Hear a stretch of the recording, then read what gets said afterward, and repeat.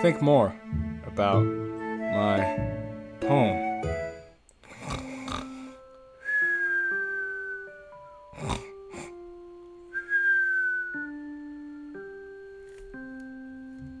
And we go to the next day. Next day won't stop coming. Can't stop, won't stop. Won't stop coming. Time stop coming. A refreshing crispness in the air. I could feel it. Calling in the air tonight. The vibrant flurry of red and orange, of reds and oranges and yellows, gently swirling through the down from the treetops. It's definitely autumn. And with autumn comes Halloween.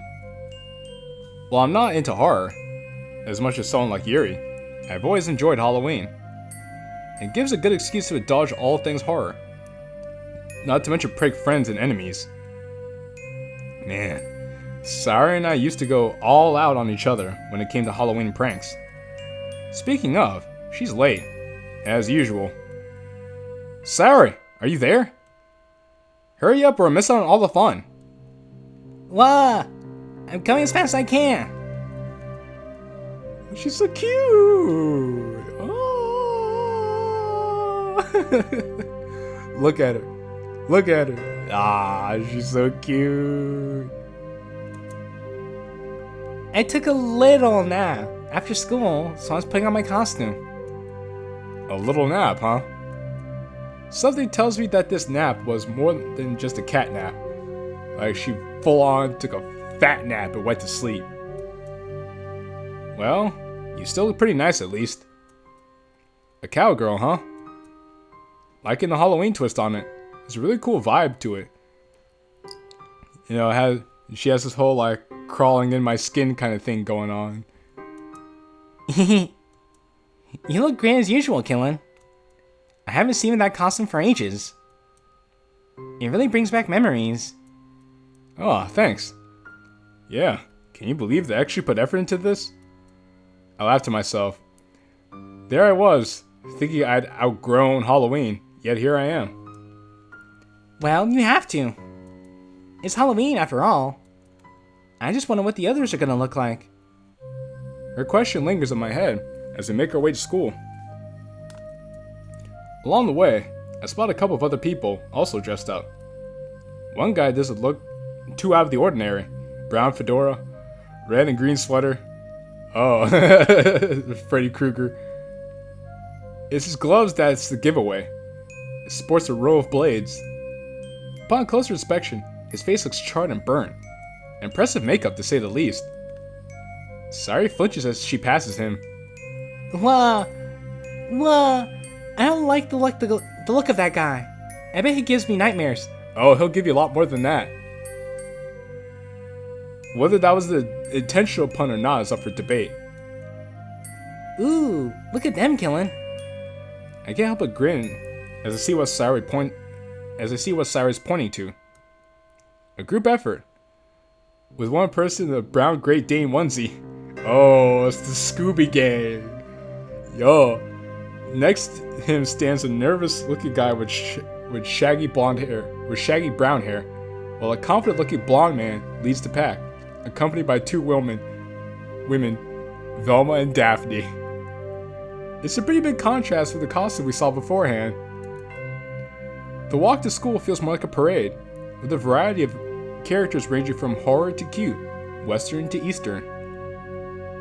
A creepy-looking pale girl with jet black hair covering her face ambles towards us without a word. Sari clings to me.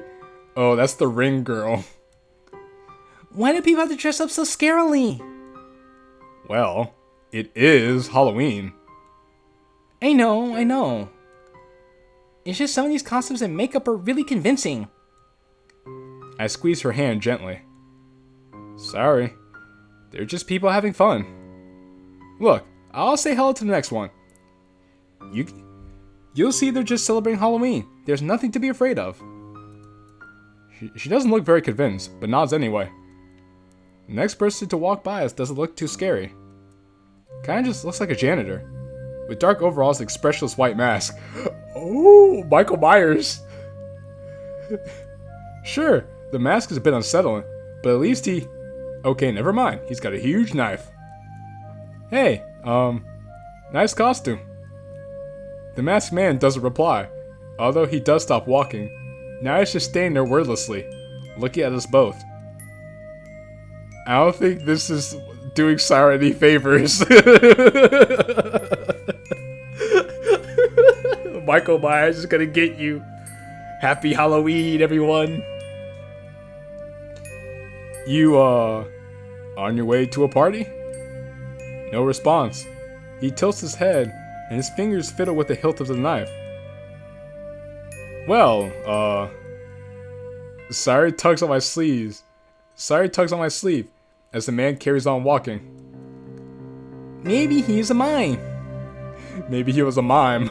Yeah, that's what he was, Sayori. He was a mime. Sure, let's go with that. And we're at the school. At night.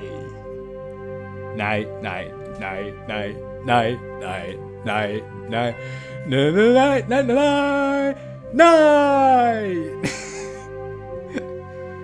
The school ground looks completely different at night, with the lights out and the usual noises absent.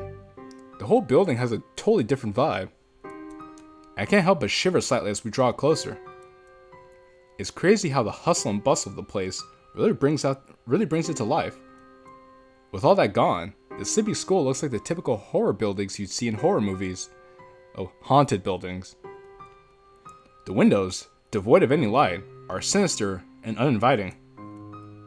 The faint light of the moon basks the grounds in an ethereal glow. Either way, we must be the only students who are breaking into school to celebrate Halloween. Hardly the most wild of places to break into, but the sight in front of me confirms that it's perfect for the festivities. Qilin.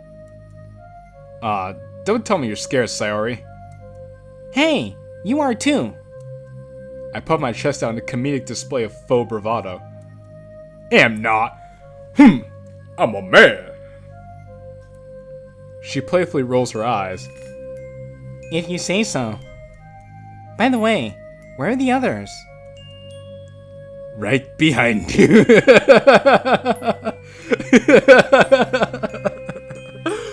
That just made me think of Meet the Spy. He's like, right behind you. Da da da da da da da da da da da da. I can't help but let a yelp of surprise as the unexpected voice caused me to jump in my skin. Hee! Meanwhile, Sari's in a furious fit of giggles, shaking with laughter. Hey, what's so funny? Don't tell me you weren't scared either. I saw her coming.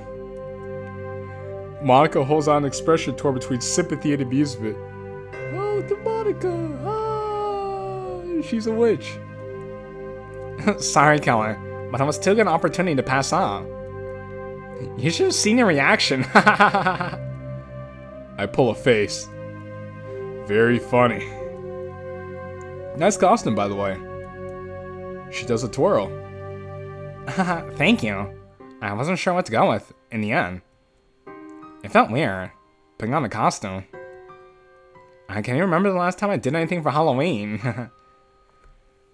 She looks really good in this. It also really brings out her boobs, I must say. I'm guessing this is the first time you broke into school, huh? You shouldn't be proud of that, Qilin. Aw, come on, Monica. Where's your rebellious teenage spirit? You're a witch, after all. Aren't they meant to get up to mischief? Yeah, come on. It'll be a lot of fun. No one will ever find out. In all the excitement of preparing for Halloween, I totally forgot that Monica was a perfect student. The thought of breaking in, especially to school, must be completely foreign to her. Still, sometimes you gotta have a little fun. Today of all days as well. A wry smile works its way onto her face. Just for today. As it turns out, breaking into school is kinda easy. That, or we just got lucky. You managed to find a window that's unlocked. The interior of the darkened school looks just as spooky as the exterior. My imagination is doing me no favors. Every sound we make seems exceedingly unwelcome. Oh, whoop. Every sound we make seems exceedingly unwelcome, like we've stumbled up into the den of a monster. Even with Sayori and Monica near me, I can't help but feel uneasy. I was all for the idea of breaking it to school, but now that we're actually inside, it's only just dawning on me how creepy dark schools really are. I swear I've heard a rumor that a couple of years ago, a student committed suicide in this very school. Did she hang herself? I shiver as I simultaneously try to block out the memory and remember more of it. Well, technically there was a student that did hang herself, but she didn't do it at school. She did it in her bedroom. If y'all know what I'm talking about. No, that wasn't it. She just disappeared one day. No trace of her. Almost like her very being was just deleted. Ah, I see what you did there, Blue Skies. Gone. Like that. I mentally shake myself. No, that didn't happen. Did it? These are just silly rumors that school kids like to spread to creep each other out. These are very specific rumors, though. But a part of me can't help but imagine. What if that actually did happen? Would her ghost still be roaming these very halls, twisted in vengeance, prowling for victims? What if... Here we are! Monica's voice snaps me out of my spectral spiel. We're outside of the club room. I can spot Yuri and Natsuki inside, poring over a pumpkin carving. It's a shame we're doing it in this room. Huh? Why? Wow, that's Halloween, right? The classroom opposite to us is the one where the student hung herself. Oh! I freeze as Monica winks at me, opening the door. Hey guys! You two look great. Oh, look at Yuri. She's like a countess. It's pretty dope. I like how she even did her hair. Really cute. Yuri blushes. It looks like she's gone for some sort of gothic vampire outfit, which, given her taste of horror and poetry, is a really good fit. Thank you, Monica. It is quite enjoyable to express my love for horror in this way. Poems are, of course, gratifying to write, but this makes a nice change. Sayori wanders over, trying to figure out what Yuri is meant to be. Are you, a vampire? Yes, a gothic one. In the vein of Anne Rice's vampires. It's not too dark, is it? Oh, she's a gothic vampire. I guess that makes sense, especially since in the base game when you go down Yuri's route, she sucks the blood from our finger when we cut ourselves on her knife. So, maybe she is a vampire. Haha, relax, Yuri. It's Halloween. It's pretty much a day dedicated to horror. It's fitting. I really like yours as well, Natsuki. Pretty spooky.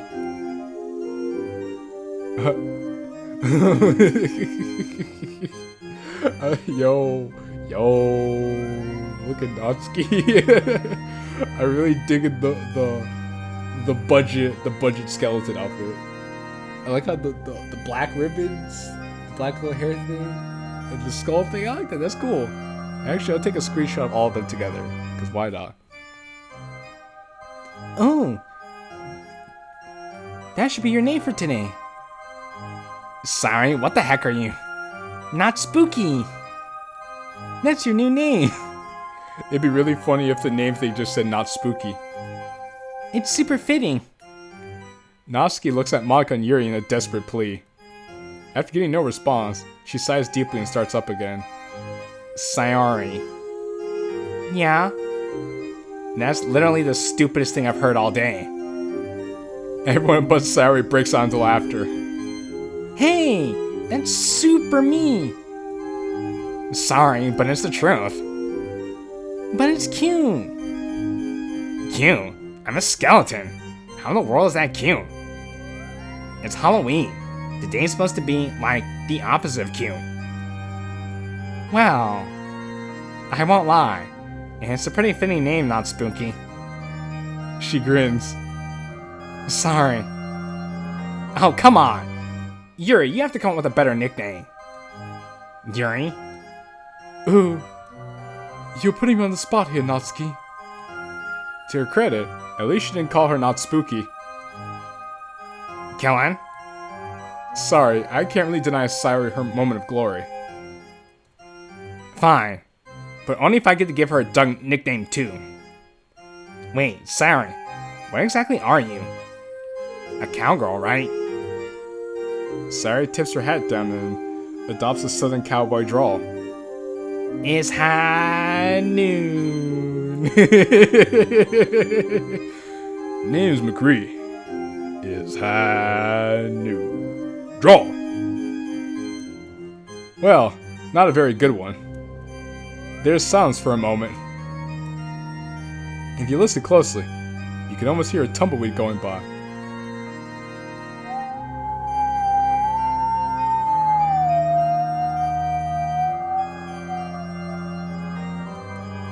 Fitting for a cowboy, at least.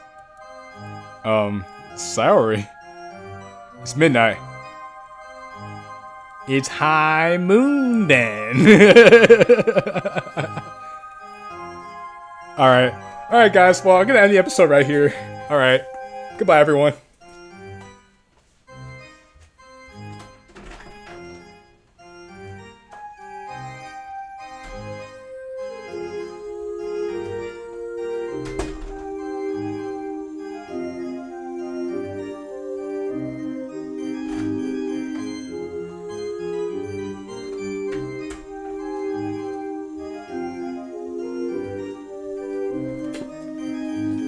Actually wasn't planning on ending the episode there, but that was just such a bad joke.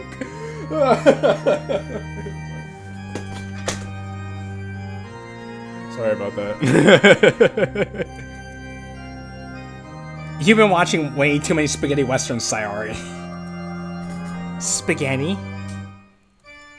Now I'm just hungry. This is part of the reason why I like Halloween. It really brings everyone together, even if the premise for the festivity is a bit dark. Huh, I figured you'd like Halloween the most, Yuri. It's pretty much a day dedicated to horror. Although, it's pretty great seeing a skeleton, a cowboy, vampire, and a witch all in the same room. Not exactly every day you get to see that. I just remembered all the silly things we get up to. All the pranks, the scary movies. Yeah, it's pretty silly, but that's what makes it fun. Plus, I can't wait to scare all of you with my ghost story. It's gonna be the best. Ah, not spooky.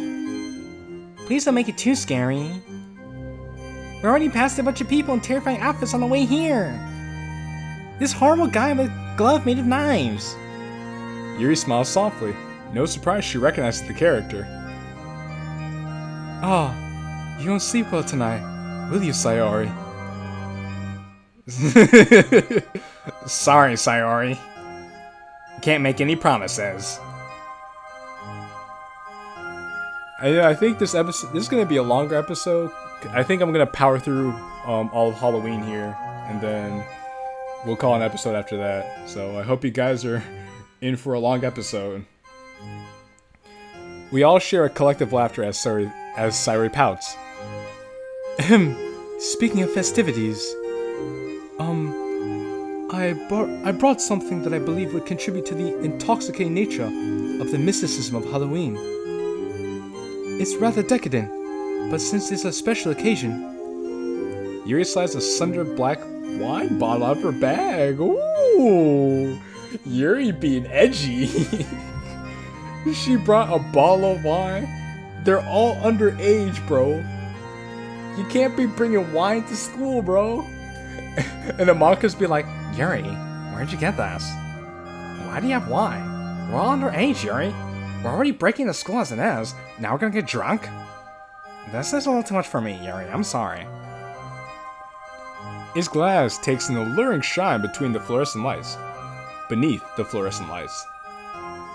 I was able to find a nice Chianti. Eh? Yuri? Is that apple cider, Yuri? No, I think that's wine. I've done something wrong again, haven't I? Ooh. I don't think alcoholic drinks are allowed on school grounds now, are they? Not to mention that we're underage anyway. I mean, you're already breaking rules by being in school anyway, so what's some more rule breaking between friends, right? Although that's never really stopped anyone from drinking. Exactly. I'm sorry. I just thought that, given that we're trespassing anyway, I don't know what I was thinking, and how the atmosphere is ruined too.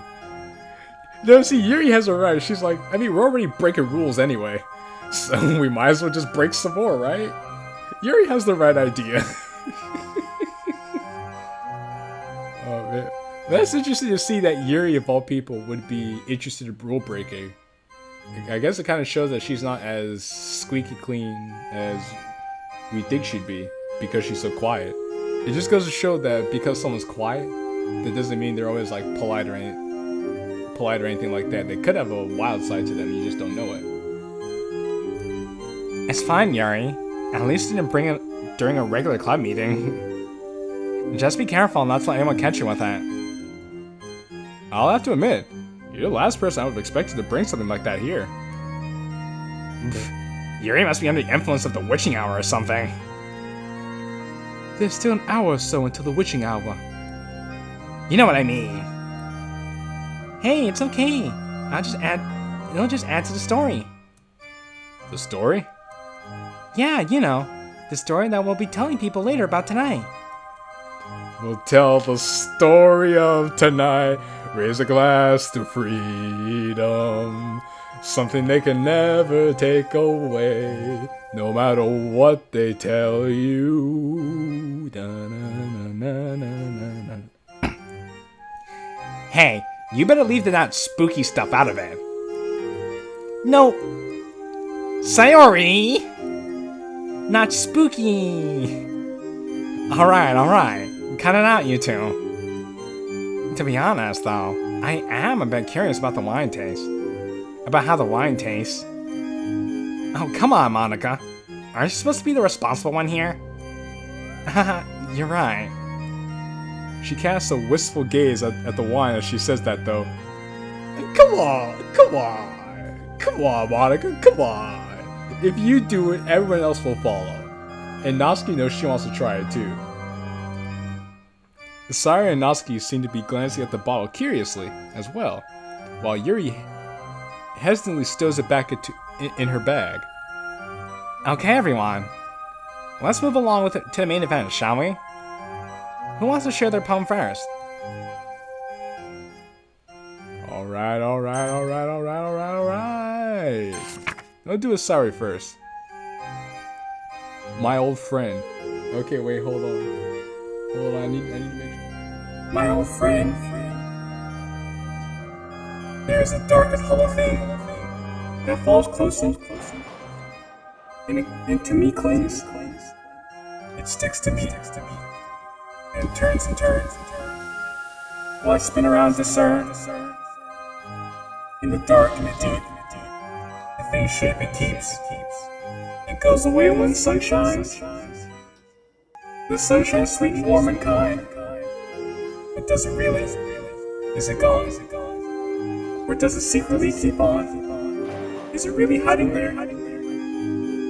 Stretching from beneath the chair, gliding from atop the stairs. Nowhere yet, everywhere.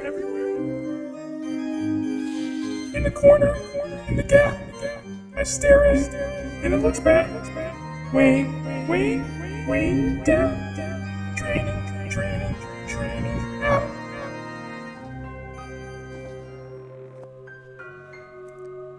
That was very interesting, Sayori. I always enjoy seeing a poet step out of their comfort zone a little bit, especially when it comes to writing horror. What do you mean? You typically don't write darker poems, correct? Unless I have misinterpreted. No, you're right, Yuri. Also, wow, I just noticed Yuri's boobs are really accentuating this dress. This was a real change of pace, and it was fun. Haha, well, I'm glad my suggestion went down well then. I figured it would be fitting for the occasion. Don't give her too much praise. She'll start thinking she's the next Stephen King. Hey! I'd be a great horror writer. Actually, no, wait, I wouldn't. I'm not a big on like, you know, actually scary stuff. Makes sense. What's this poem about anyway? Oh. Well, it's about whatever you think it's about. Are you trying to sound like Yuri? No, silly. I didn't write it with a specific thing in mind. It can be about whatever you fear the most. Hiding away there, never leaving. Even when you think it's all sunshine and rainbows, it never truly goes away. So, it can be whatever you think it is.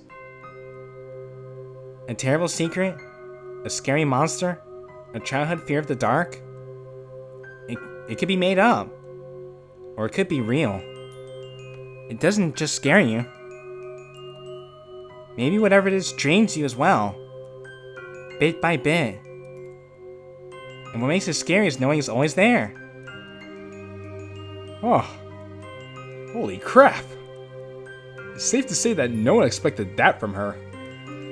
The temporary silence of the room confirms that. You know, it sounds like she might be talking about her depression. Natsuki frowns, evidently nonplussed by what she just heard. Even the cool, calm, collected Monica looks a bit taken aback. Yuri, on the other hand, smiles contentedly, seemingly unfazed by the somber explanation coming from Sayori's mouth. Wow.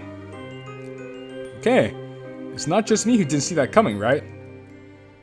Laughter fills the club room. I mean it, Sayori. Your use of metaphors and use of darker thematic imagery was very refreshing to see. Just do me a favor and don't turn into another Yuri, okay? Natsuki! Kidding. It was great, Sayori.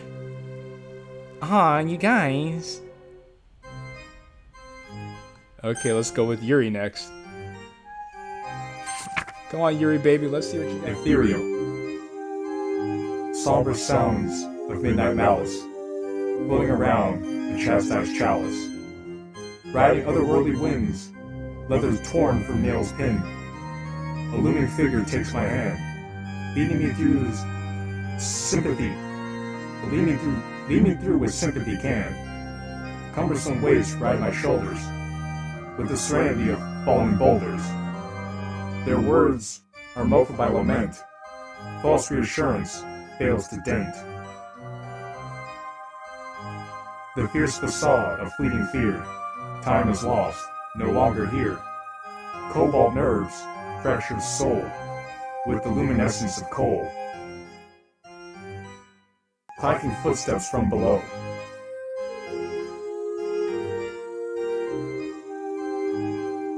Echo. Echo. Echo. Echo.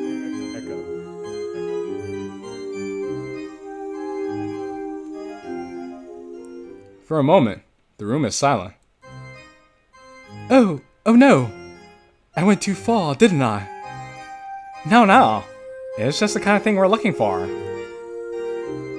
Would you like to tell us what you were thinking of when you wrote this? Okay. Yuri takes a deep breath. It's a bit hard to describe, but sometimes there are nights when my mind just seems to be full of noise. Nights where I can hear. She trails off absentmindedly. Did she get caught up in her own poem that much? Hey, Earth to Yuri. I'm sorry. I didn't mean to get sidetracked. It's okay, Yuri. Don't feel like you have to rush. Yeah, take your time. Right. Well, as I was saying, I wanted to try and capture the feelings one might have in a bit of a dark night. Wait, aren't all nights dark? It's a metaphor, Sayori. I think Yuri's trying to talk about when people are going through a difficult time. That's right, Qilin. The dead of night can be very fickle. It can be a peaceful time, as the world around us winds down. But sometimes, being alone with our thoughts can be terrifying. This poem was an attempt to reclaim some of that darkness. Well, I think you did a great job with that, Yuri. Yeah, I really liked it. You did. Thank you. We're gonna do Monica's next. Alright. Hurry. I wake up. Cold. Black night. Silent and still. I fall to my knees. Splinters in hand. Dust in the air. Cold. Where am I? I reach for the light I need. Is it there? The switch is pressed. I feel the warmth from my face. In my hands. In my arms. I wake up. It's dark all over. Cold. Silent and numb. I reach my hand out. I see I have no hand. Silent and numb. I reach my hand out. I have no eyes to see, but I can feel it. I press the switch. The warmth fills me. The dark comes again. I die again. I wake up. Noise in my ears. Voices? Cold. I reach out and feel. Nothing. Where is it? Wasn't it real? Wasn't it here? Everyone reaches out, but nobody can touch it. The dark comes again. We all die again. I wake up. Here again? Wow. This kind of feels like a poem that Monica from the base game would write. Monica bows a little after she finishes. I mull over what she's read. I don't really get it. It sounds like something Yuri would have written. Oh, is that a bad thing? Of course not. What does reverie mean? I don't think I've heard it before. It's an English word that means something like having a pleasant daydream. But it comes from a French word that means madness. Appropriate for Halloween, isn't it? Monica smiles, looking a bit more sinister than normal, however. No, that's not sinister. Freaking Monica from Keeper of Reality. That's sinister. How cultured. Yuri looks a little distressed at the implication of Natsuki's sarcasm, and at the idea that Monica's poem sounded like something she might have written. Do both meanings relate to the poem? You could say that. What do you mean? It reflects on how a blissful act can make the pain go away. For a little while. Wow. Alrighty then. So then, let's get to Natsuki. The dark. Sometimes I lie awake at night, sitting in a room devoid of light. And I think about the monsters waiting in the dark. I can't even imagine what they look like. Maybe sharp claws, and skin lined with spikes. Maybe a mouth that could swallow me whole. Maybe red eyes that could pierce my soul. They could eat me right now if they wanted, yet they wait. Waiting for me to close my eyes. Waiting for me to dream of the light. Waiting for the perfect moment to strike. And now I'm thinking about the monsters, and I'm still lying awake in the dark. Not a very scary poem, but I guess that's to be expected from Natsuki. Yeah, I know. It's not great. Actually, I quite liked it, Natsuki. It's perfectly obvious that horror is something out of your comfort zone. But you did an exceptional job at combining your style of writing with horror. Fear is a very complex emotion, so it's a challenge putting it into simple words, but I'd say you did quite well. I would have to agree with Monica. Fear isn't something that could be completely understood. The complexity behind what makes a person fear and why they're afraid of it is almost unfathomable. Your poem is about the fear of the dark, and more specifically, a fear of the unknown, yes? Yeah. Just, I don't like not knowing what's there. I don't like not feeling safe. Oh, that's okay, Noski. We all feel that way. I hate not knowing if something is there. It totally makes me uncomfortable. My poem is all about how your imagination plays tricks on you when you're in the dark. You know there's no such thing as monsters, but like, you can never be completely sure. Actually, monsters do exist. It's just that they don't come covered in spikes or scales or hair or anything like that. They look like you and me. They walk among us each and every day. But it's not what they necessarily look like, but it's what they do that defines them. That's what scares me. That uncertainty. I can relate.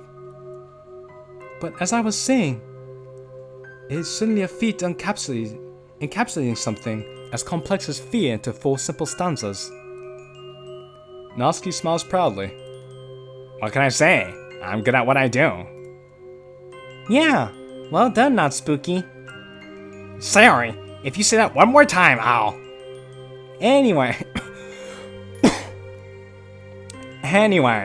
moving on.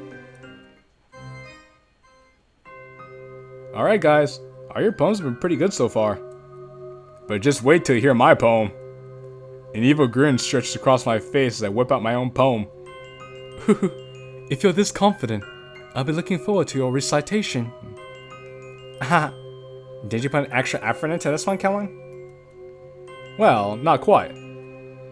What's that supposed to mean? It's not a poem that I wrote myself. Kellen. But I promise that it's very appropriate for the occasion. It's a poem that has an urban legend attached to it. Supposedly, if you read it out loud, you'll be cursed so that something tragic happens to you. Maybe even death. Whoa! Killin', that's so scary! I know, right? It's great. This poem is titled Tomino's Hell. It's a poem written by a poet called Saijo Yaso. And it just so happened to be that this poem is what I'll be reading to you all. At this very moment. Killin'! Don't do it! What if something really bad happens to you? Yeah, right. It's called an urban legend for a reason, you know. Emphasis on legend, as in something that's not real. Still. I like to see the down all the people who read the poem so far. And statistically speaking, it's likely that something tragic will eventually happen to you anyway. I find that there's always some element of truth behind these stories, though. Of course, this truth might not reflect the literal meaning of the stories and legends. However, there's likely a message behind the legend. Yeah. I'm not gullible enough to believe any of this stuff, though. Alright guys, let's settle down. You can all voice your thoughts after I read it. I thought he was trying to say you can it until I'm done. But no, that's not what he was saying. Okay. Got it.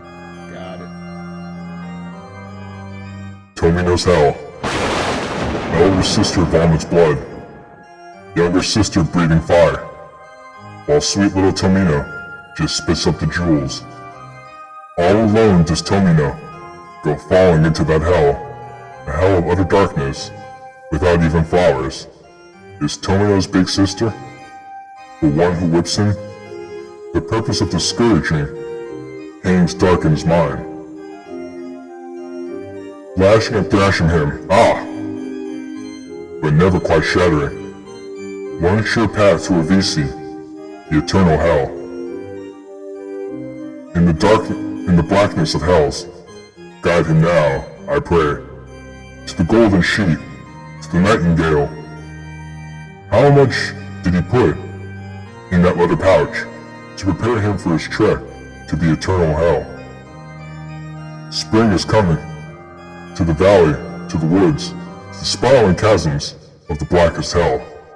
The nightingales of his cage the sheep abroad the wagon, and tears well up in his eyes for sweet little Tomino. Sing, O nightingale, in the vast misty forest. He screams, he only misses his little sister. His wailing desperation echoes throughout hell. A fox peony opens its golden petals. Pass down the 7 mountains and 7 rivers of hell, the solitary journey of sweet little Tomino. If in this hell they can be found, may they then come to me please, their sharp spikes of punishment from Needle Mountain. Not just on some empty whim, his flesh pierced with blood-red needles. They serve as hellish signposts for sweet little Tomino. Pretty sad poem. Not sure if it's just me overthinking it, but I feel a strange chill running down my spine after reading that. Thankfully not for me. Killin, that was seriously too scary. Haha, it was alright.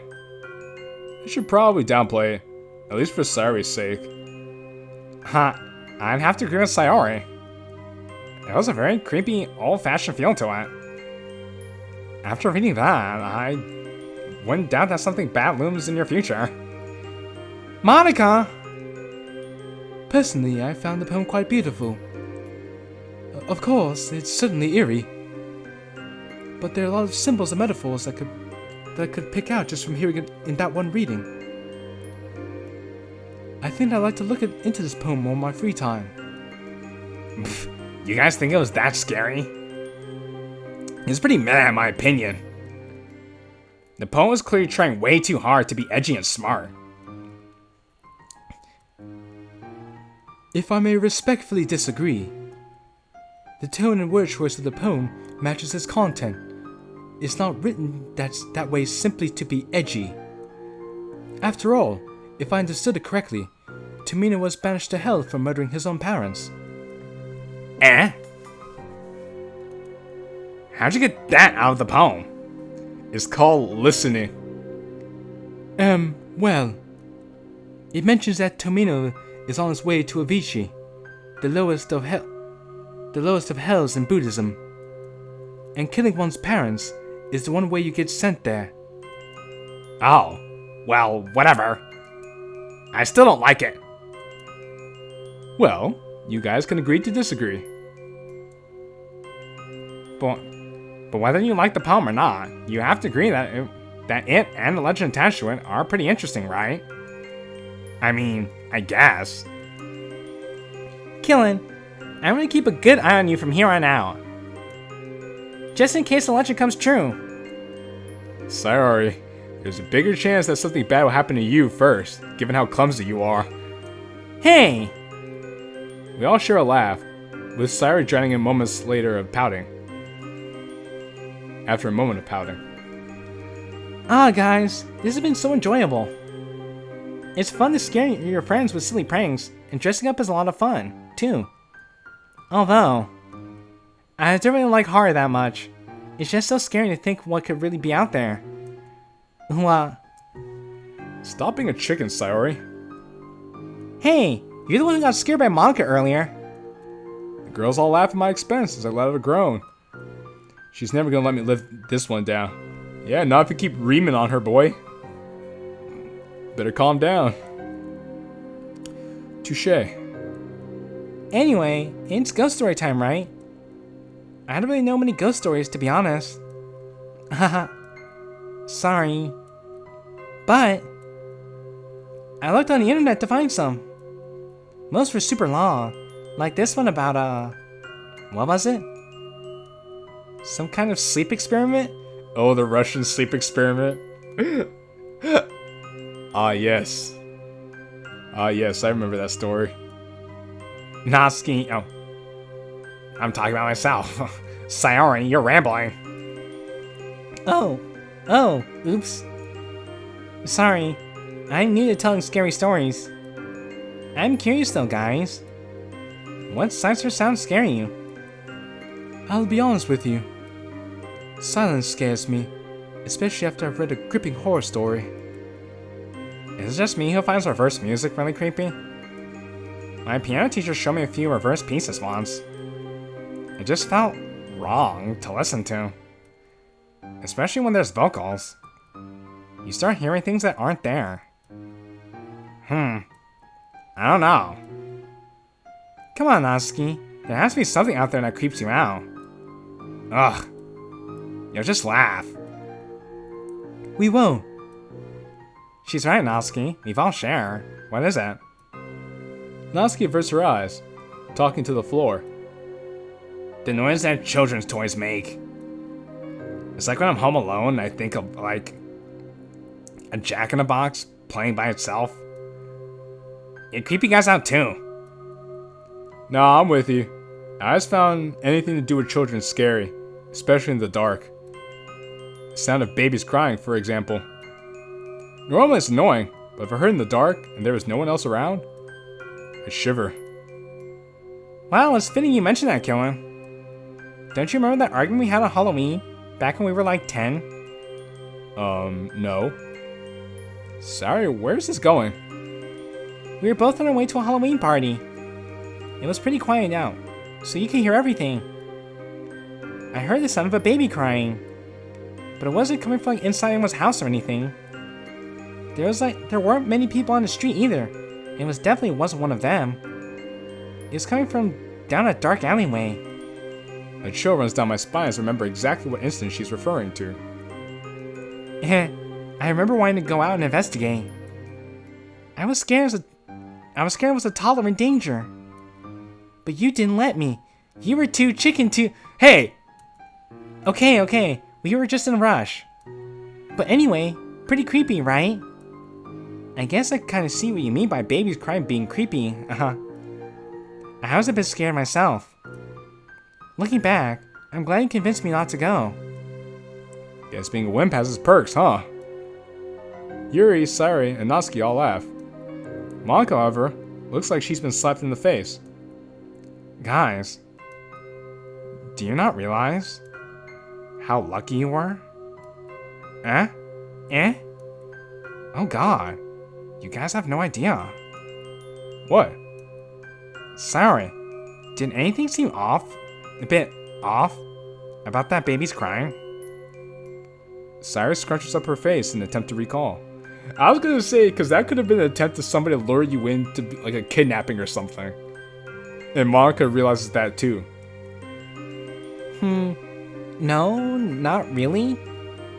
Well, it did sound a bit repetitive, though. Like, the cries didn't change much. Monica's voice shakes as she replies. Guys, that's what serial killers do to lure out young women. I can't help but burst out laughing. What? What? Pretend to be babies? Come on, Monica. You had me going for a second there, but you kind of ruined the punchline. And Monica's like, I'm being fucking serious. No, Killen. They record a clip of a baby's cry and hide the speakers in a dark place. They prey on women's maternal instincts because they know they're attracted to the sound of infants in distress. The laughter dies on my lips as a cold, sickening silence takes its place. Oh my god. That's why the cries didn't sound natural. They just recorded a small segment and replayed it over and over. It all makes sense now. The unnatural cries in the dark alley? A meticulous, calculated effort to ensnare an unsuspecting victim. Wait, hang on. Didn't Miss Kasumi go missing around that time? Miss Kasumi used to teach Sayori and I a long time ago.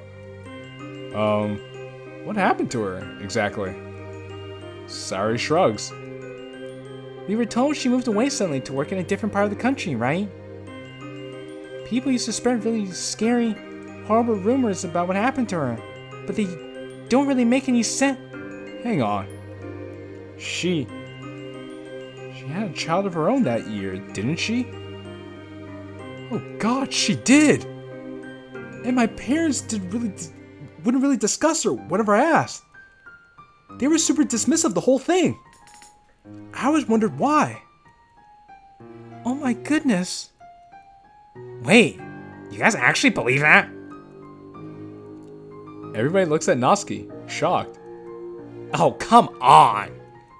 There's no way you guys almost walked into a trap. Besides, that's just an urban legend.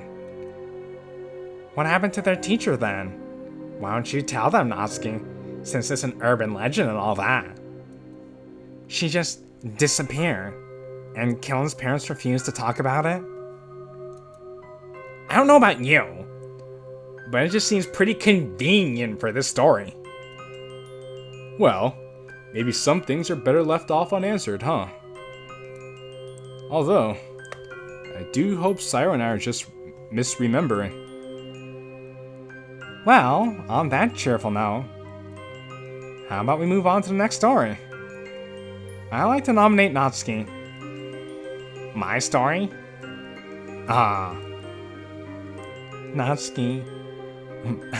Natsuki, do you not have one? Hey, I never said that. I do. It's just, I got off the internet. I don't like horror. So if it's bad, it's not my fault, okay? Natsuki clears her throat. Anyway, it's about these two friends named Aoi and Noriko.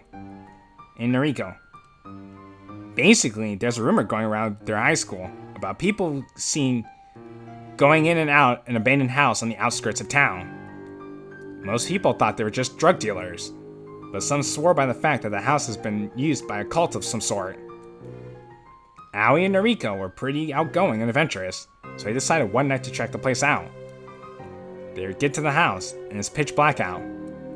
Luckily, Aoi had brought flashlights for the two of them to use.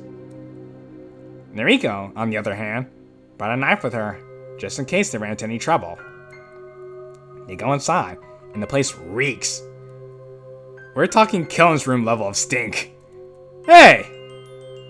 I resent that statement. Everyone bursts out laughing. Was that really necessary? Ha, sorry, I had to. Anyway, they look around for a bit. They find a door to a basement, and the stairs to the second floor, things like that. Finally, Also, look how Natsuki has a little fang. they go into the kitchen and find the source of the smell. There's some weed on the table, and it looks like it to be recently used. This confirms Aoi's suspicion as just a drug dealer, and she wants to leave. Noriko, on the other hand, wants to snoop around for a bit. Nope. Nope. Nope. Nope. They get into an argument with each other, with Noriko calling Aoi a coward because she thinks Aoi wants to leave since she's afraid of all the rumors. Then Noriko goes, "Yeah, well, if you're not afraid, then go down into the basement." Aoi gladly accepts and walks over to the basement door. As soon as she opens it, she feels a sharp pain in her back, and before she can react, she gets pushed down the stairs. She tumbles down the stairs, and once she hits the bottom, she realizes she can't feel her legs. Her vision is blurred, and she could barely make out a figure standing at the top of the stairs with a knife. The last thing Aoi hears before she passes out is Noriko's footsteps as she descends down the stairwell, and an old, grizzled voice says, "This one will do nicely." The very next day, Noriko and Aoi call in sick. It's kind of a shame, really, because they miss out on all the talk about how someone heard some strange animal-like growls coming from the old abandoned house on the outskirts of town. So, yeah. Hope you liked it or whatever. What happened to Noriko and Aoi at the end? They didn't die, did they? Heh, use your imagination. Nice story, Natsuki. Nice story, Natsuki. Cults usually provide good fodder for horror stories. Indeed. I've read quite a few novels involving cults. Doesn't Portrait of Markov involve something like that? Something similar, yes. Speaking of Yuri and horror stories, how about you go next, Yuri? Me? Alright then. Give it your best shot. You're walking alone in one pale autumn night. The moon is graceful, casting her light down below like snowdrops. As you continue down your path, something shambles behind you. You turn around to look at what it might be, but all of a sudden, it is a cluster of leaves rustling by the pale air. Slowly returning, you notice the lights in every house around you are going out, then flickering before fully extinguishing. With tentative steps, you advance towards one of them to investigate. Just as you are about to reach the window, you hear something snapping behind you. A broken twig is all that remains. Uncertainty floating through inside your head. You unconsciously start walking faster, away from the suburbs. Eventually, you find solace in silence, the only sound being your heartbeat. It's quiet. Nothing bad seems to be happening now. In fact, nothing seems to be happening at all. Confused, you look around and see that you're in front of your house on the street.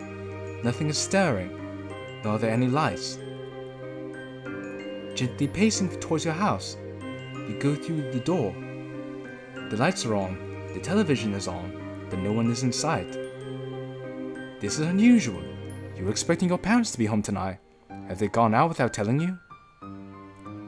No, that couldn't be it. They always let you know where they'll be. You pull out your phone and open up your contacts to give them a call. However, no one is registered in there anymore.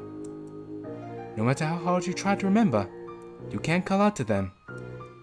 Suddenly, there's a heavy knock on the door. You peer through the keyhole, but see no one. Another knock. Another. You cautiously open the door, but there's still no one there.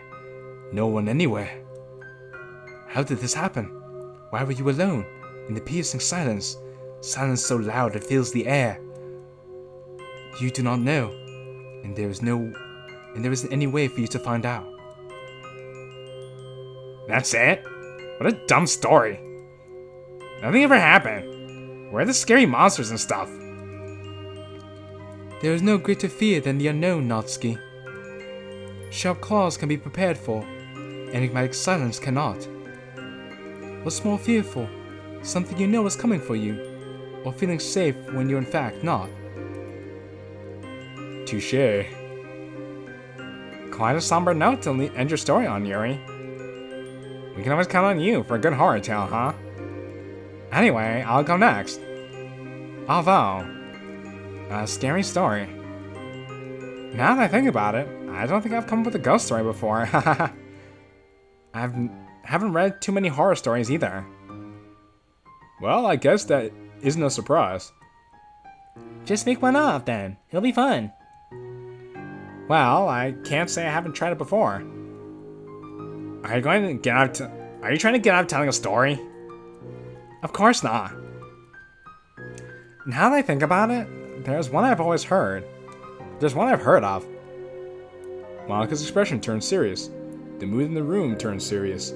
She used the same intensity she did when she read her poems, and everyone quiets down. A number of years ago, Tanabata had come along as it does every year. It's the story of a lost little girl. Where am I? She cried. She cried and cried, hoping desperately she would find someone to help her. But the little girl was alone. Nobody could hear her. But just as all hope seemed lost, she heard a voice. Isn't the night wonderful? The girl looked up. Where before there was nobody is now a man in an elegant yukata. He wore what looked to be a no mask, but was completely blank. Behind the man stood a stall, masks and lanterns of all sorts hanging from it. How rude of me, the man admonishes himself. Welcome, dear customer. Your heart seems unhappy. Why not take a look at my wares? The man said as he gestured to the mask behind him. Yo, this sounds like the mask guy from Majora's Mask. Please, take one that will bring a smile to your face. The girl looks at the mask. There was one that looks frightening, ones that look strange, ones that look exotic, and many more. What about your mask, mister? The girl asked. I'm sorry, but this mask is very special. It's not for sale. The girl looked sad. I like that mask. It looks really cool. The man laughed softly. It's been called many things, but this is perhaps the first time it's been called cool. Would you like a fruit? The man asked, picking one from the tree behind him. They're sweet and delicious. The girl reaches to take one, but the man pulled his hand back. Ah, they're not for children. The girl was confused. But just tonight, you should be fine, he said as he offered his hand once again. In the festival of the night, children can become adults, and adults become children. Is that true? Asked the girl. And the man assured her it was. The girl took the fruit and bit into it. It was unlike anything she had tasted before. It was almost overwhelming, and the flavor was wonderful. It's good, the girl said happily. The man laughed again. I'm glad you think so. There's plenty, so eat all you like. As she ate, the man took down the mask. What about this one? The girl took the mask. It looks like me, but it looks like a princess, the girl said in awe. Do you like it? Please, take it. But what about the money? Asked the girl. I don't need money. Instead, I would like to be friends. Is that okay? Of course, the girl agreed. From now on, we're friends. I'm glad, said the man with gratitude. Why not put on your mask? The girl did so. She was overcome with a strange feeling. Why is it? She asked. Ah, at last. Long have I dreamt of this moment. My dear, my Eve, my only friend. The man smiled beneath his mask as he spoke as the light of the stars began to fade. For it is the festival of the night, where children become adults, and adults become children. Let it be known.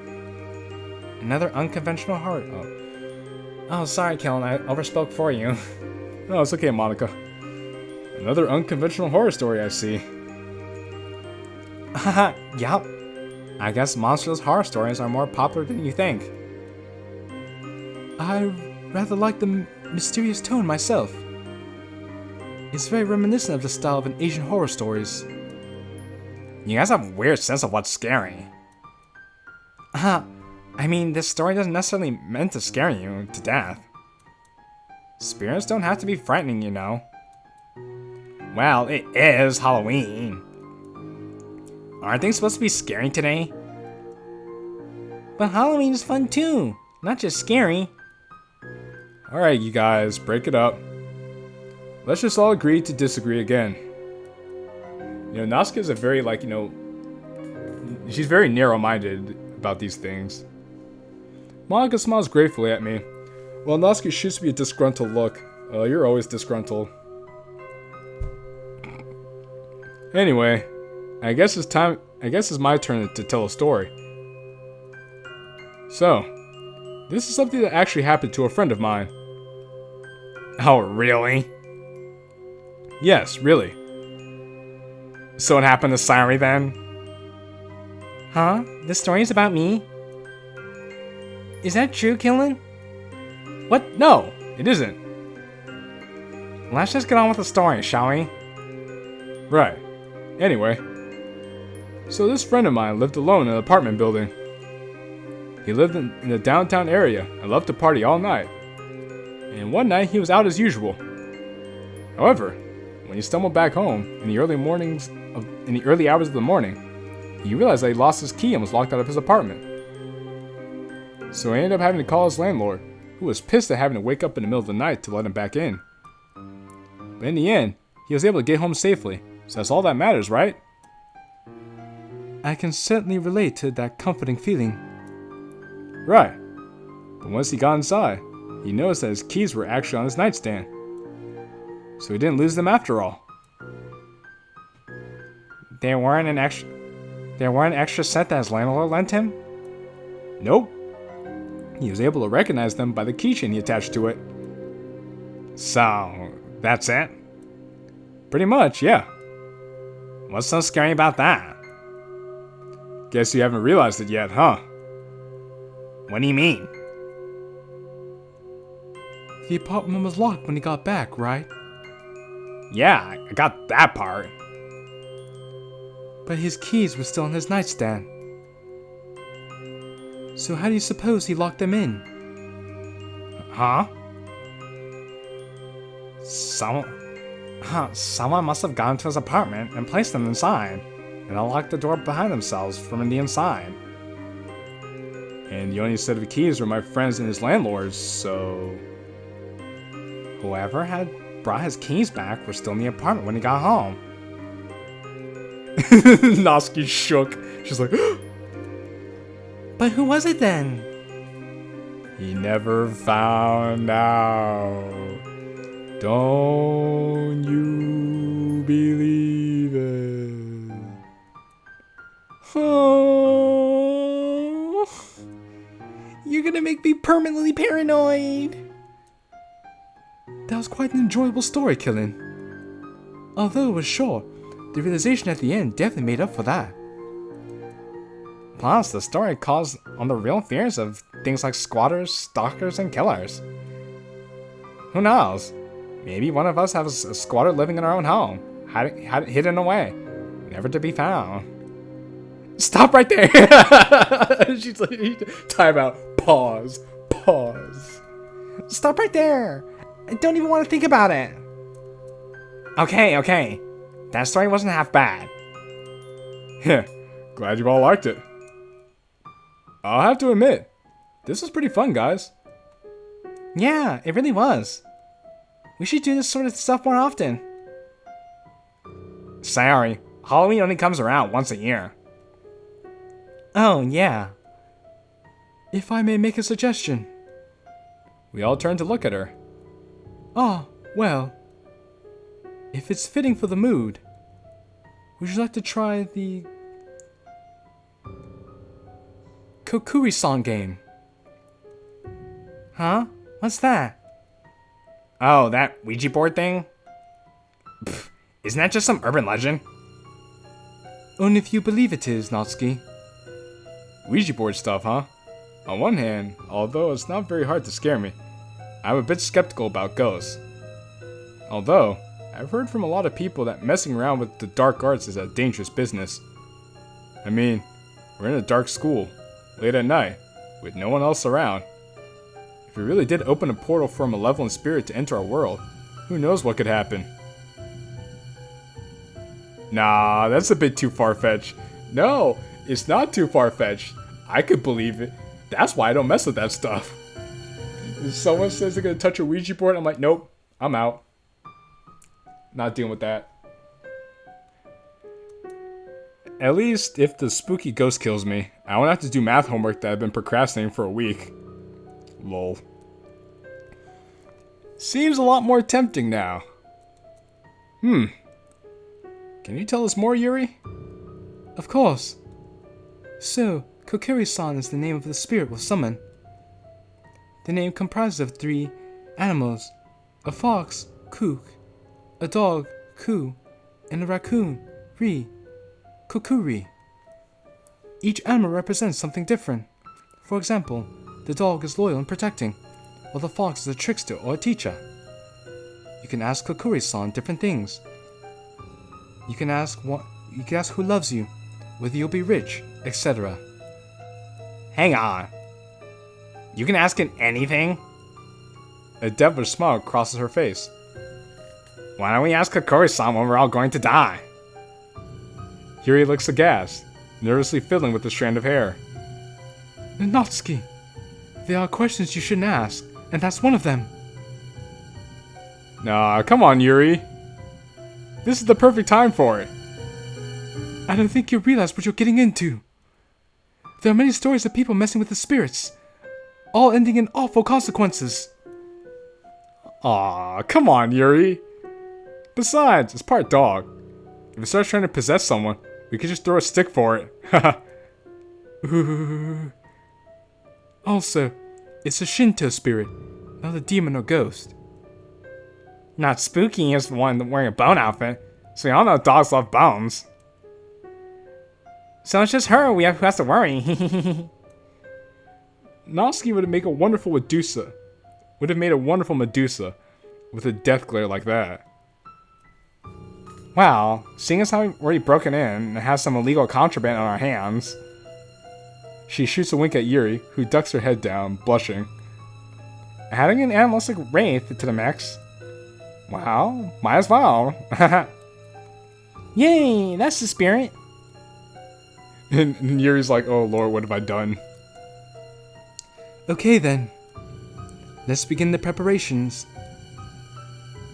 With the ritual set up and the candles dimmed, how do you dim a candle? Unless they're like artificial candles. We're ready to go.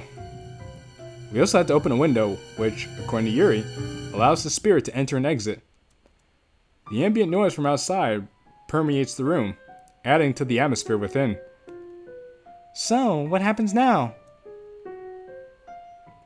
Place the coin on the red gate. The torii is where the spirit enters and exits.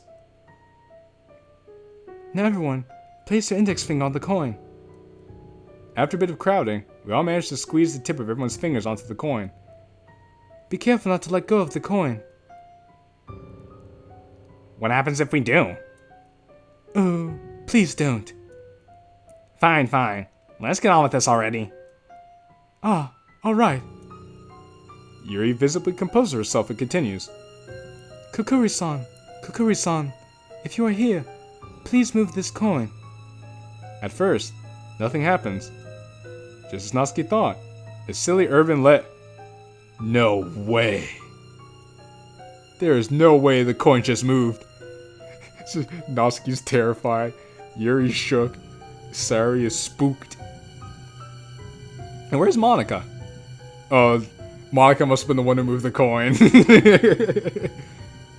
My eyes must be playing tricks on me. The coin, initially on the red torii, slowly slides across to yes. Ooh! Did you guys see that? Even Natsuki's in a state of disbelief. Alright, who did that? Real jokester you are. Very funny. The crickets outside can be heard, clearly in the silence that follows. No one steps in to claim responsibility for the coin's movement.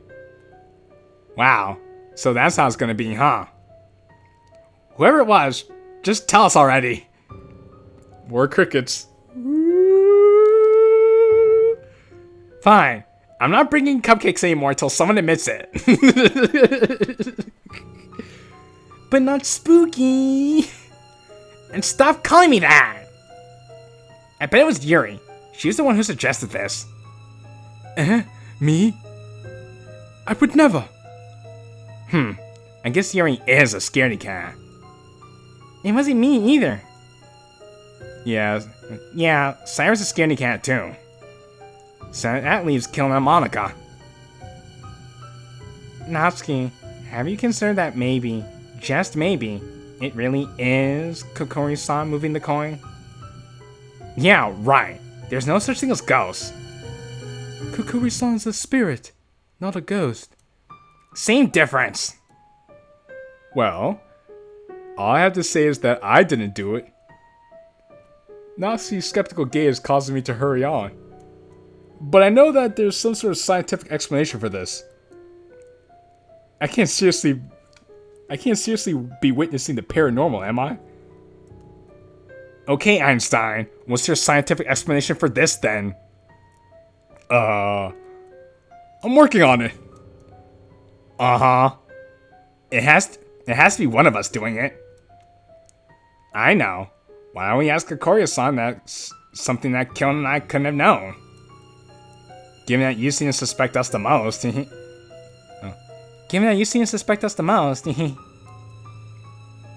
Okay then. Sorry, ask us something. But what should I ask? I don't know. Anything that Killen and Monica couldn't have known. Oh, I know.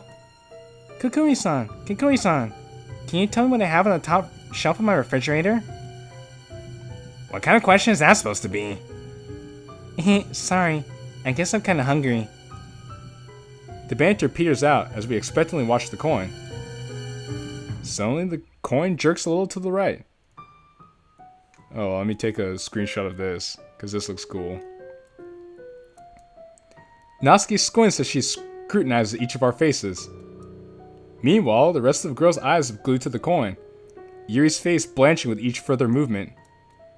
Everyone seems to wait with bated breath as the coin slowly inches over to the letter R. A. Sayori's eyes widen, while Yuri ever so slightly backs away from the paper. The coin carries on moving. R-A-M-E... Ramen? They're leftovers. Sayori, you really gotta eat more healthily, says the guy who eats only frozen food. But it's so tasty. Should we really be using Kukuri-san to answer such frivolous questions? That wasn't frivolous at all. We were proving whether or not it was one of us moving the thing. And now you have your answer. And now you have your answer. None of us moved it. Wait, so is that supposed to mean? It was Kukuri-san who moved it. Monica seems awfully cheerful at this revelation. Man, Monica, does anything faze you? I've just been in much scarier scenarios than this. Plus, I've got to stay confident as a president, you know? I see. Wah! So Kukuri-san is real then? Ooh, I tried to get you all to take this seriously. I mean, you can't really blame us for thinking that all this was fake. I still think there's a trick to this. Natsuki. Whatever. If you're gonna take us seriously, then let's take this thing to serious places, okay? Natsuki. Kukuri-san. Kukuri-san. When is the date of my death? Yuri throws me a frightened look as we all wait for the coin to move again. Her fingers feel cold as ice against mine.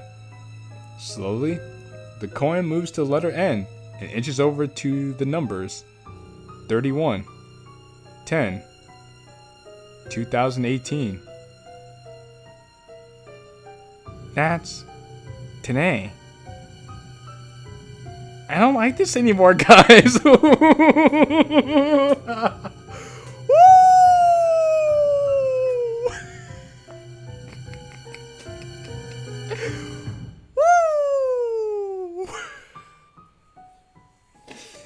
Boy.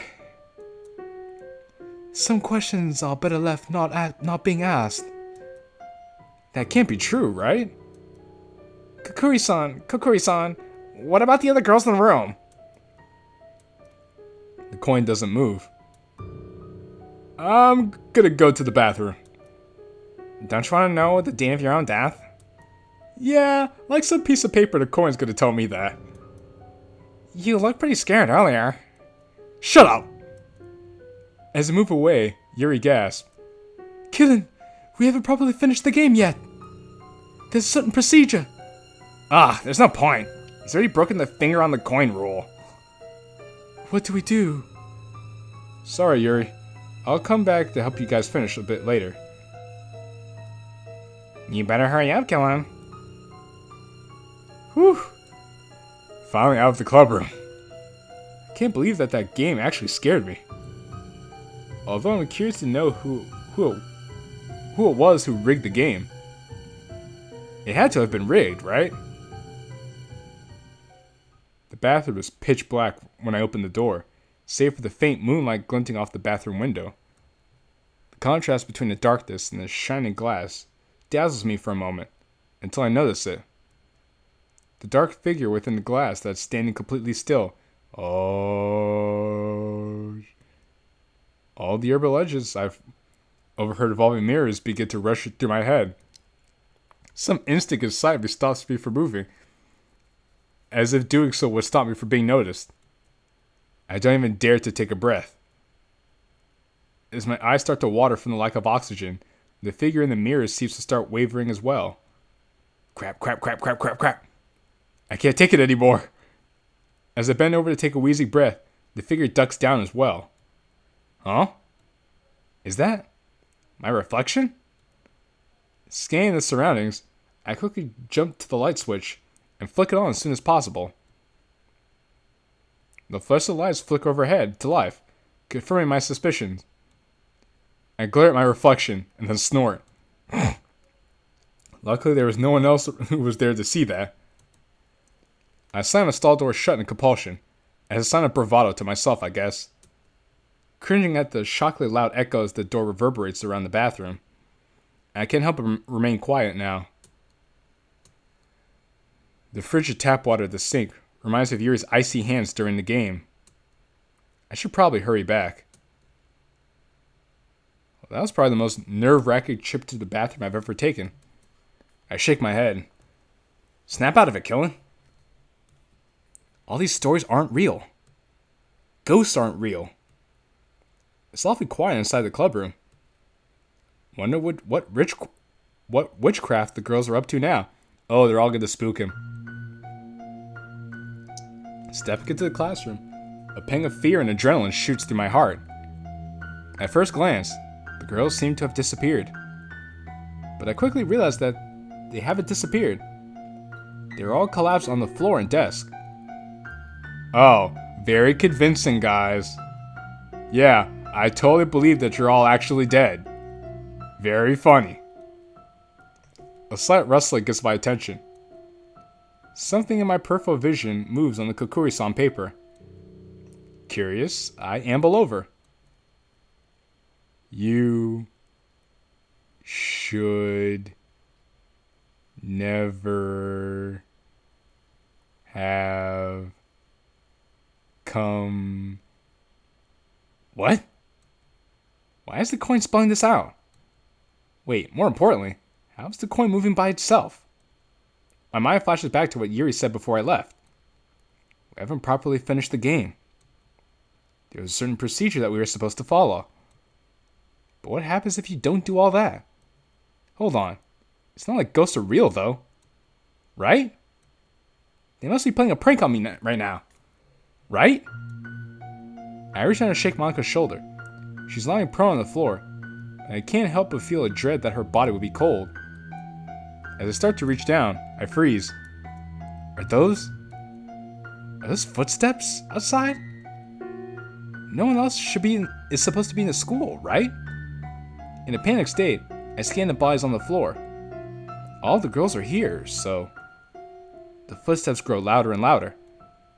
They don't sound normal. Almost like they're shuffling or dragging along. Is this real?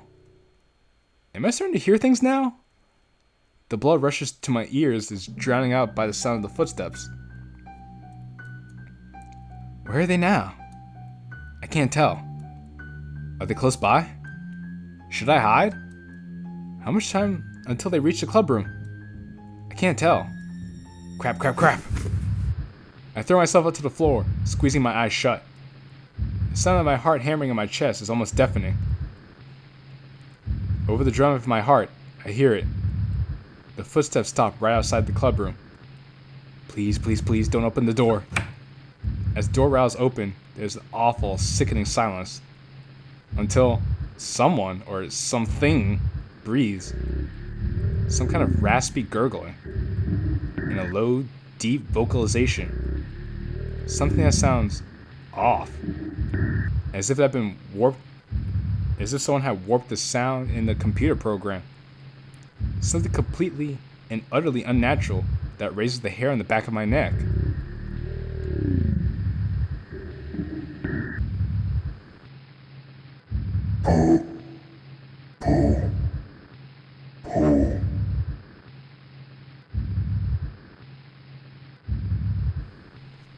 I feel absolutely paralyzed.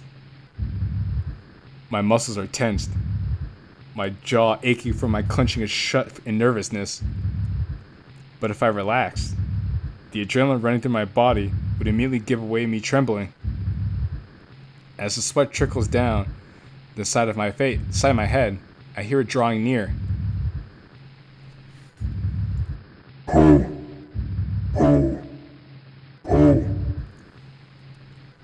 A warm moistness settles on my neck, as if someone were breathing over me. I dare not even breathe. The idea of breathing in the fetid smell of its breath nearly triggers my gag reflex. Am I just imagining this? I can't be, can I? I can't think of any way that this could all just be some simple prank. There's no way any of these girls could have manufactured this, being that this feels wrong to its very core. The temptation to satisfy my curiosity and look at whatever is hovering over me is almost overpowering. But an instinct deep down within me demands that I keep my eyes shut. I can't help but feel a dread that something horrific will happen if I look up. All I can do is pray that this thing will go away. Please go away, please go away, please go away. Maybe this monster can help me drown out the sheer fear I'm feeling. While soundlessly chanting my mantra over and over in my head, I realize that the room has gone quiet. Suspiciously quiet. It's too soon to move, isn't it? I give it 5 minutes until I peek outside the room. Seconds turn to years, turn to decades. I can't tell how much time has passed, and given my panicked state of mind, I don't trust myself to judge time well. It feels like an hour has passed, but it's probably more like a minute or two. Or has it been 5 minutes? Should I open my eyes? Should I? Hold on. Shouldn't I be getting help for the others soon? But if something happens to me, then I can't get help for them anyway. What do I do? How much longer should I hold out for? I can't believe that this is actually happening. I've gone insane, haven't I? Do I dare open my eyes? I strain to hear something, anything, but it's completely silent. Do I dare? Do I? Maybe I should, if only to end this torture, this torment. Screw it. I cautiously open my eyes, the smallest bit, peeking out from beneath a curtain of lashes. Nothing's there. Just an empty classroom. A wave of relief cascades through my body, and as quietly as I dare, I let out a breath I've been holding in. I lay there for a bit, breathing heavily. Slowly, I get up and walk over to Monica and desperately shake her. In my hysterical state, I can't help but think that she's probably dead. Monica! Monica, please, wake up! Your face. Monica! My... What? You should have seen your face. She sits up, emerald eyes tearing up from mirth. What? Did you think we were actually dead? Her laughter fills the room as the other girls also sit up. I'm sorry for scaring you twice in one night, Killin. But as you said, it is Halloween. This whole thing is just a prank? The board, the footsteps, Of course. Yuri told me about Kakuri-san a week before Halloween, so I was able to rig the answers. It wasn't a ghost or anything like that, dummy. Sorry, would have said that Kakuri-san was right no matter what the answer, Monica. Sorry, would have said that Kakuri-san was right, no matter what answer Monica made it give. And the footsteps? There's some little speakers I hid outside the classroom. Sarah had the idea to pre-record some footsteps and send them to me, so it could make it sound like there was someone coming. I sigh as all the tension leaves my body. At least there's a rational explanation for all of this. As the other girls laugh, I can't help but join in. Yeah, they got me fair and square. Haha, okay guys, I'll admit. Well played. You got me good. I'm curious though. How did you guys get another person to agree to this? Huh? What do you mean? Come on guys, the game's up. I know it was just a prank. No, seriously. What do you mean? Are you really gonna keep up the joke? You know, the guy who came inside while I was on the floor?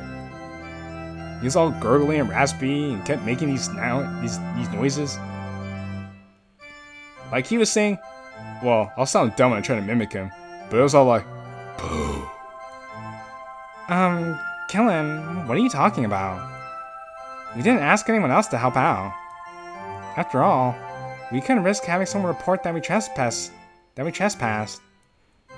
Indeed, Monika's ruse was simply to read the Kukui-san ritual and use the speakers. Who are you talking about? As far as we're concerned, we're the only ones in this building. What? You guys are completely serious now? The girls all nod at me.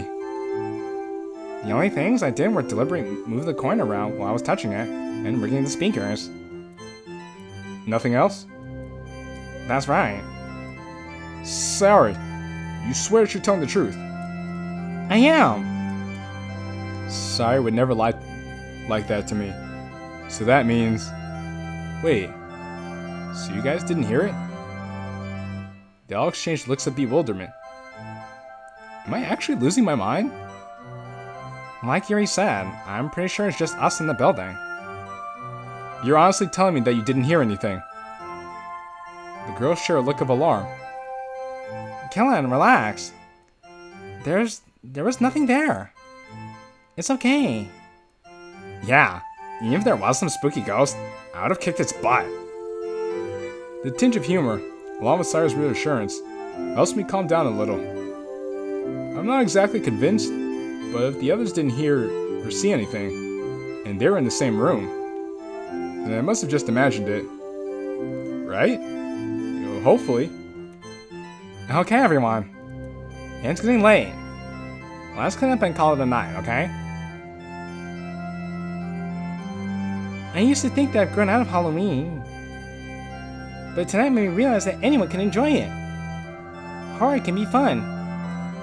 Maybe I'll talk to Yuri more about that stuff. You okay?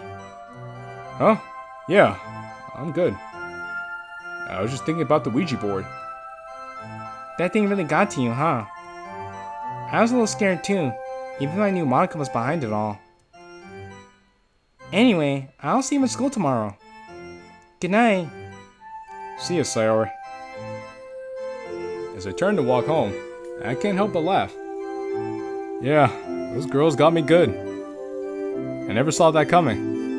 You never see it coming. And the bit where the coin was moving by itself was really good too.